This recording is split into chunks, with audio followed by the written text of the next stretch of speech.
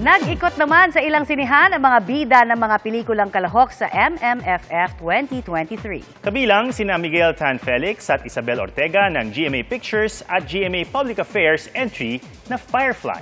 Sold out ang mga screening ng pelikula kaya dahil po sa taas ng demand, nadagdagan ang mga sinihan na nagpapalabas ng Firefly. Overwhelmed naman sa magagandang feedback ang Firefly star na si Alessandra De Rossi at direktor nitong si Zig Dulay. Nag-cinema tour naman sina Alden Richards at Sharon Cuneta ng Family of Two. Maging sina Marian Rivera at Dingdong Dantes para sa movie nilang Rewind. In character naman na naglibot sa mga sinihan ang Becky and Badette stars na sina Eugene Domingo at Pokwang. Kasama namang nag-ikot ni Mateo Guiducelli ang cast ng Pinduko sa mga sinihan kahapon.